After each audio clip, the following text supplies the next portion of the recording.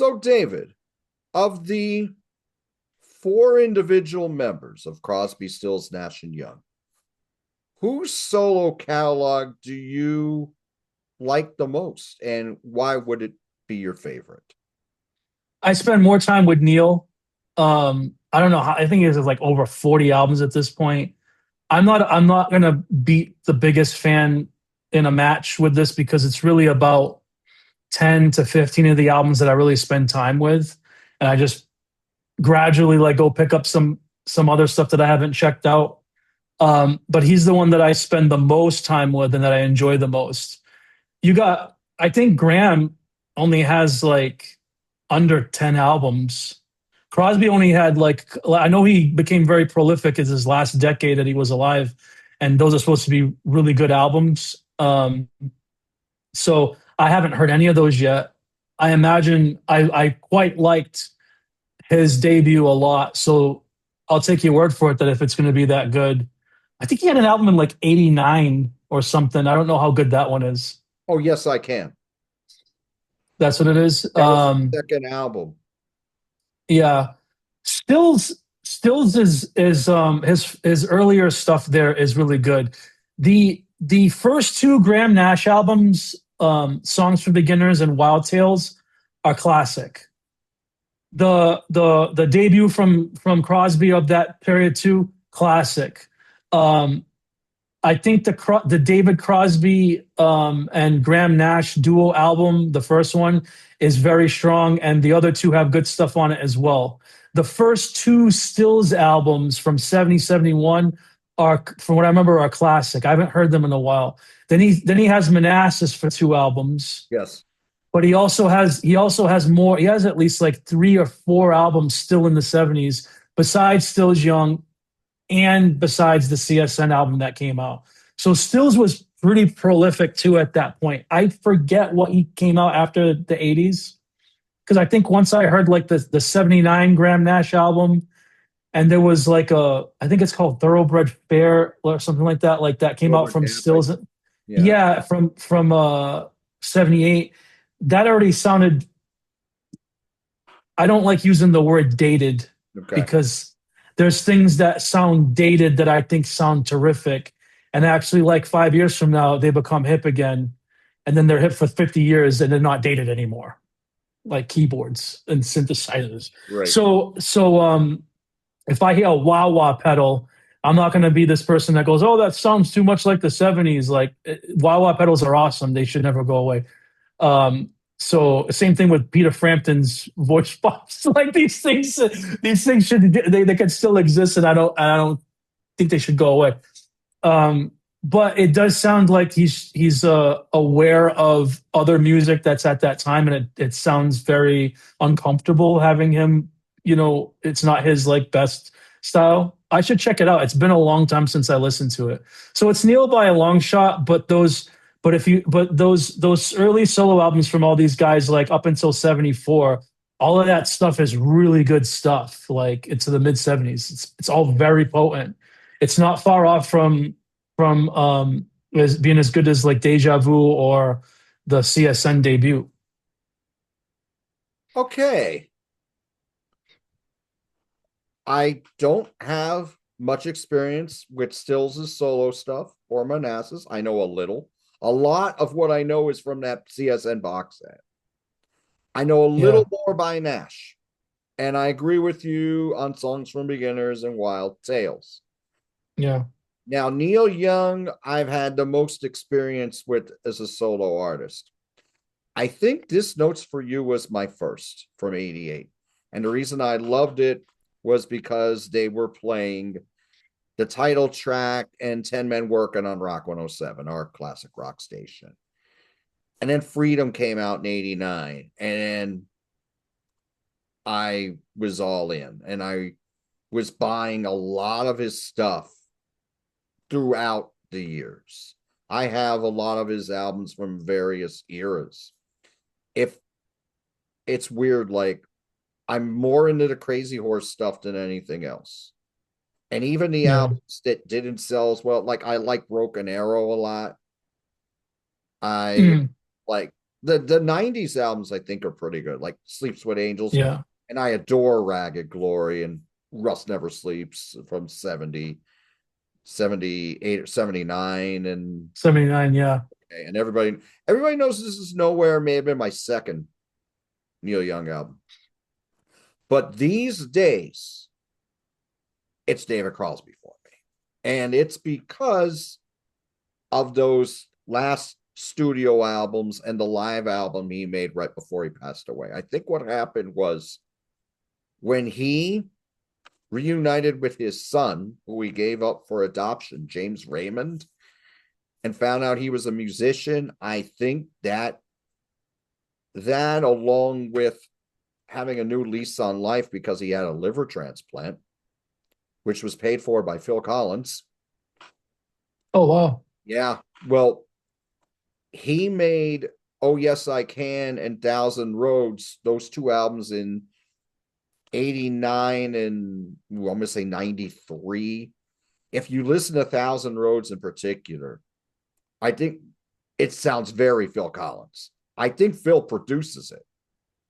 They did a lot of collaborating over the years. Like with Phil, like if you listen to the But Seriously album from 89 from Phil, a lot of background vocals are Crosby and Nash. They've done a lot of background vocals for other artists. But Thousand Roads, I think Phil produced it. He might have wrote some stuff on there. I know a lot of this, most of the songs David didn't write. But if you listen to an album, it sounds like an adult contemporary album from 93. He gets his liver transplant a little bit after that. And then he goes, looks, he wants to find his son because it was at the point where if you give someone up for adoption, the father has to go out or the parent has to go out and find him. So he found James and he found out James was this fantastic musician. So David Crosby and James Raymond hook up with Jeff Pevar, this wonderful guitar player who's done a lot of session work, and they form a band called CPR. They make two albums. They make a wonderful live album, and then they break up. So fast forward a bunch of years, Crosby's back out touring again, and then he's writing again with his son. And then they made these wonderful albums, starting with Cross in 2014. I think those last 5 studio albums of his lifetime, which he made in his 70s, are amazing. And I love them so much to this day. I was nearly a mess when he died. I mean, I knew he was going to go because he was one of these guys who had damaged himself so much from the drug use that it was like amazing that he lived as long as he did. He was on so much medication at the end of his life, but he went out and toured because he goes, hey, this is what I do. This is how I make money. And he just loved to go out and perform. I think those last 5 albums that David did, along with If I Can Only Remember My Name, are wonderful. So yes, 8 albums studio, but there's like 6 of them that I adore. And I know it wasn't all David. A lot of it was James and Michael League and Becca Stevens and a lot of other collaborators. They'd Snarky Puppy worked with them on some of those albums. But there's just something about those albums. They got a bit of a Steely Dan thing to them, which is really, really cool. But particularly Sky Trails, which is my favorite of all of them. And I just think it's like, you could say, well, what's it like? Is it like easy listening? No, it's more sophisticated than that. And his voice is still really rich at this point. So, I mean, I can go back to those albums and always enjoyed them. I mean, there's some of my favorite albums from the 2010s right there.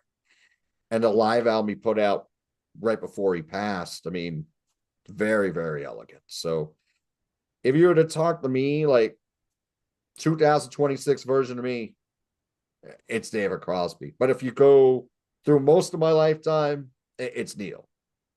And I like as we were saying on the show we just did, I like some of the genre hopping that he was doing, all those chances he was taking. Maybe not all of them were successful, but I do love Miss Crazy Horse stuff. Pound for pound, for me is my favorite. So That CPR, what is it? They had two studio and two live albums. there is a second live album that is a little harder to find. I don't own it. Live at the Wiltern is the one that I own, and it's wonderful. The first disc, it's a 2 disc album.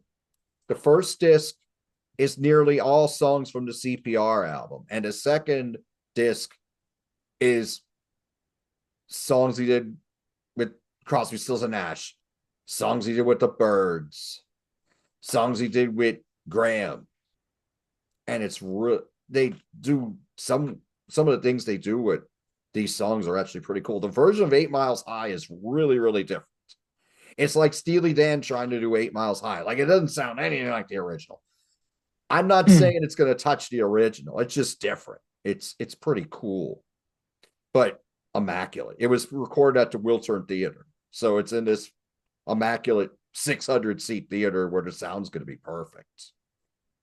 And it's, oh yeah, it's awesome. It's hard to find these days. I found on Amazon for like $7, 2 disc live album. Wow. Yeah, 2 disc live album for like $7, and I was getting really big into Crosby's latter day solo albums, so I'm like, oh, I gotta buy this. And it was actually the first one I bought. When the pandemic came, they re-released the first 2 albums, the self-titled debut and Just Like Gravity. And I bought them, but they're both great also. Yeah, the CPR shit's awesome. Oh, good stuff. But yeah, David Crosby, I mean, that was the thing. I mean, he damaged himself, but at the end, he never really gave up. I mean, he had great collaborators too, but he could have went into a shell, but he didn't. He just kept creating, kept making so much great music. I saw him live once too. I saw him. It was just him and James Raymond. Oh, was that a wonderful show?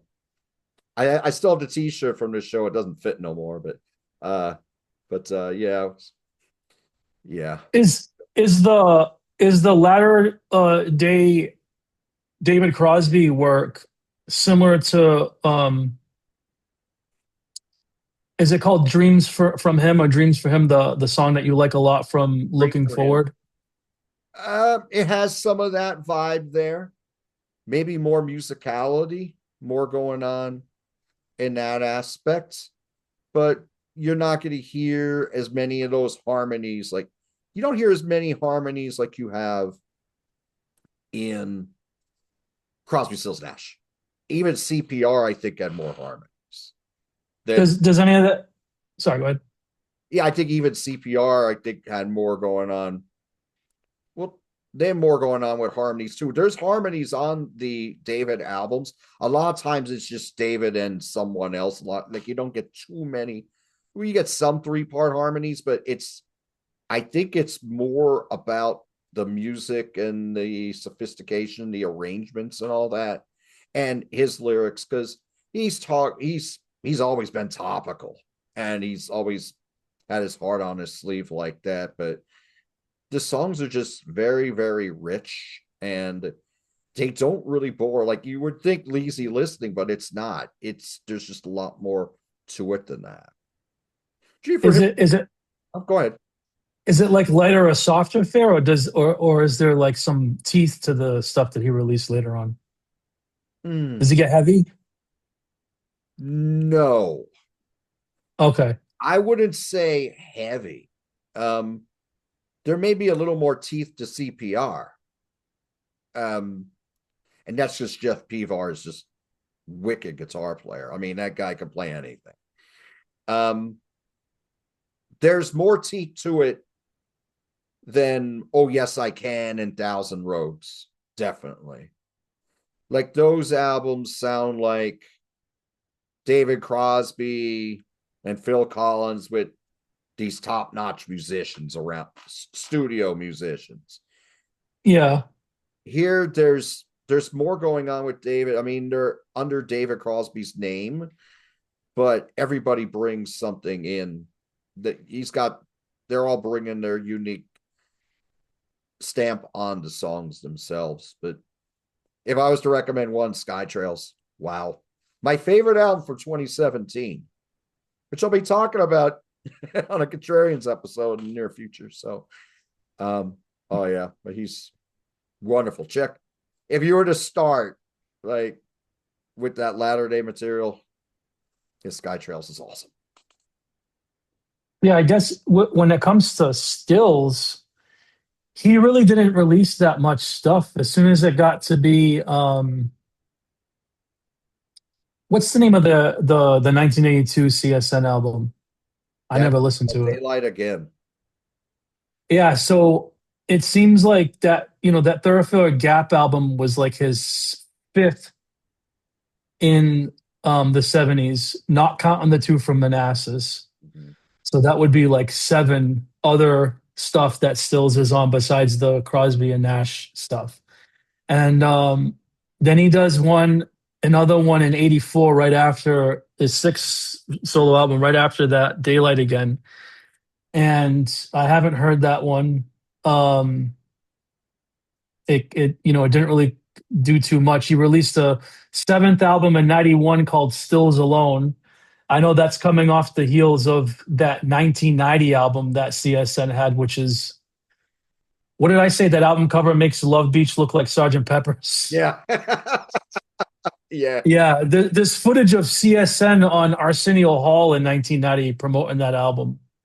And it's just so odd watching them on like that hip like night show, like, and you start hearing the drum machines and stuff on it.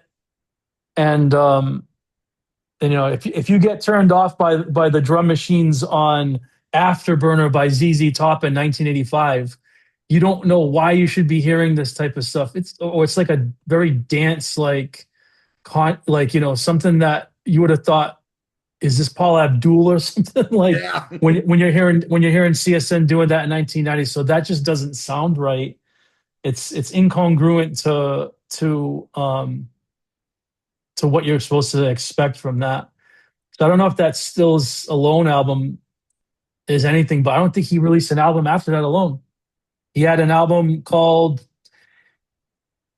um he had two albums with The Rides, which is a group with him and Kenny Wayne Shepherd, um and Barry Goldberg, Yes, from Electric.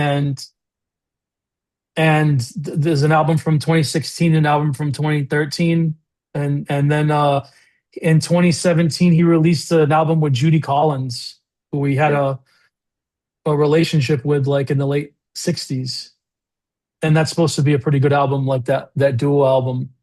Reminds me of I don't think that a relationship, but like reminds me of that album that came out a couple of years ago with what was it called? Buckingham McVie. Yes, I knew you were going there. You knew that was going there? Yeah. Yeah. That was supposed to be a very good album. That was supposed to be like, if we can't get Fleetwood Mac together, but like this is the closest thing you're gonna get.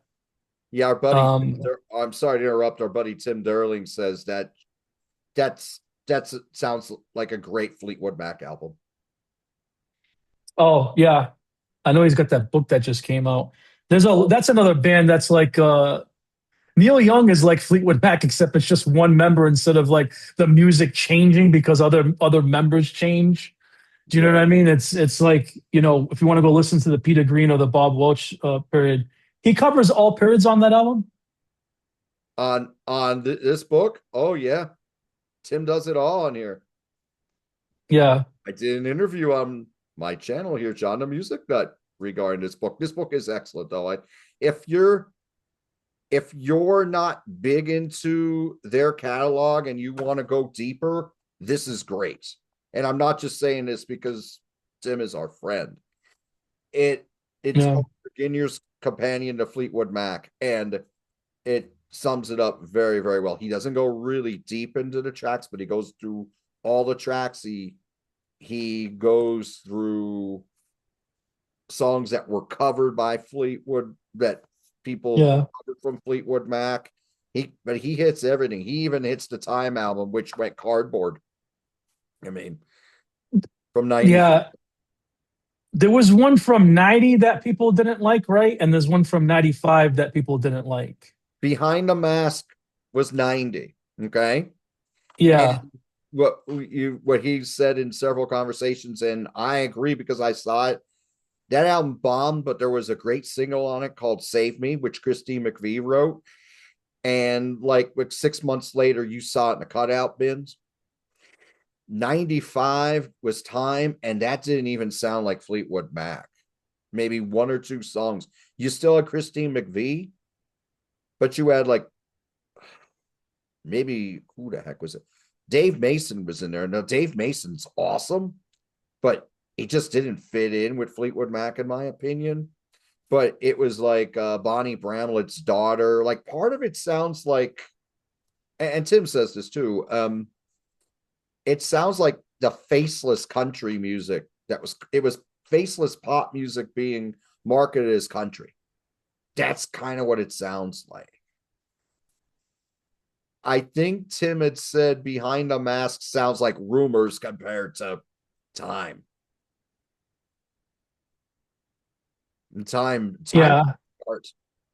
Yeah, time. Time does Time have Nicks but not Buckingham? Is that what's going on in that one? Time doesn't have either Stevie or Lindsay. So Yeah. Time, no, I mean Behind the Mask. Behind the Mask doesn't have. Behind the Mask has Stevie and Christine, but it doesn't That's have. right. And then with Time, you have Christine. You still have John and Mick, but you have Becca Bramlett, Bonnie Bramlett's daughter, Dave Mason, and Billy Burnett were both on guitars. Does it if it was a different band? You've heard this album, right? If it was a different band with a different band name, would it be a good album? Not in my opinion. No. No, I wouldn't. No, it would not be good. I mean, I'm not. There's a few tracks on there that are decent, but no, most of it is just. I it sounds. I don't even. It doesn't even sound that great. Just if you're just doing housework. I mean, it doesn't even sound good as background music. It's faceless, in my opinion. I'm not saying it's all bad, but yeah, Yeah. I think even if they put it out under a different name, I I still wouldn't change my. I mean, normally I rank albums by how they go compared to other ones in a band's catalog, but even if it wasn't Fleetwood Mac, I'd still say this isn't good. You notice how that it's less likely that that sort of thing happens nowadays? Less likely? Well, I would, yeah, these days it's, well, I mean, even back then it was like, well, you got to put it out under this name. But you think it's less likely now that they're saying What I think is that in the 80s and the 90s, especially when record sales meant something and you have to have a hit single, and that's the way that people are buying music. They're sort of like led nose to carrot by like a single and MTV and the video and that sort of like that system. Artists would be put in a corner to where they had to, if they needed to make music, they had to make music that was sort of dictated how it had to be within a certain parameters and within a certain box. And nowadays, and like for the past, like it's after, Goliath fell, there's a lot to be said about the fact that you can't make a living off selling albums anymore. And I understand that argument, but there's also something to be said that like everybody has a studio at their fingertips at home if they want to record anything that they want. And you can just record the great music that you want without having any mitigating factors that are forcing you to do this or that. If it's not going to work, you can't come up with Rumors in 1955. You got to sound hot and it's got to sound like this. And you don't have any of that people in your ear. And that quick buck and fast food that would exist, the real fans of these bands, the base of the bands, the real base of the fan base they would have just loved to have what the artist probably wanted to do. And there's this middle person, this entity that knows better, that was getting in the way, and then you end up having, like the 1990s Stills and that Crosby, Stills, Nash album, where like it just wouldn't happen nowadays. Nowadays, they just know better. It's like, do the fans know better? Just give them what they want, and the artist wants it too. Don't try to be who you're not. Don't There would be the less of the facelessness, like the less of, because faceless music usually happens because it's sort of like forced upon them to do that. Right. Okay, I get your point now. At a time now when record sales don't mean so little now, unless you're a tippy top artist, then yeah, it's like, yeah, it wouldn't matter. It wouldn't matter anymore because we're not at the time now. It's like, okay, well, we got some of the Yes guys getting together with Trevor Rabin in '83. Yeah, We call the exactly. band Cinema. Oh, no, no, no. You get John Anderson in here and you call it Yes. Yeah. So those days are over because back Yep. it was about the album and now it's about the touring. Yes, Right. I would agree. I would agree with your analysis there. This, yeah, I don't, this, the whole, like, I don't hear a single, that whole executive sitting, the character from Have a Cigar from Pink Floyd, Right. that character doesn't is eliminated now. Because True. back then, like I said, Nose to Carrot, you'd have to have a single just to get people to buy the album. People that are buying the album don't even like the type of music that's on the album. And then the fan base doesn't like what this new like intrusion, this new disco bass line that's on their like rock album. It's like, where is this coming from? Why is this even here? Oh, obviously it's so they can sell records. Now it's not based on just the single selling it. It's like the tour's going to sell it. So do Exactly. you want to listen to this? Do you want to be a person that stands for an hour listening to all the music that this artist has to tell? Those are the people that want to stand and listen to that music and will drive to it. They're the ones that are dictating. The people that actually have the real love for the music are the ones that are allowed to just allow the artist to do what they want to do on wax. So like that's why it was a blessing in disguise. It's my big like pretentious summation. It's a blessing in disguise to have, CD sales get destroyed by MP3 and stuff like that. It was one of the silver linings of that, is that they don't need to tap dance to a record label in order to record an album. Technology also has something to do with being able to just have the tech for a few $100s, a couple of weeks paychecks. You can get the tech on your computer at home and you can just record at home. It's going to be probably some decent stuff, especially if you're just doing like, like an indie folksy album where it's just somebody singing with an acoustic guitar.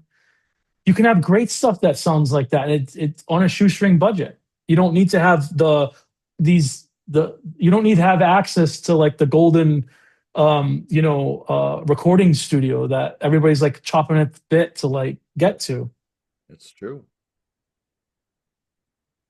This is what David and I talk about when we're not doing a show. We hope you like it. Do what you love. We'll talk to you soon.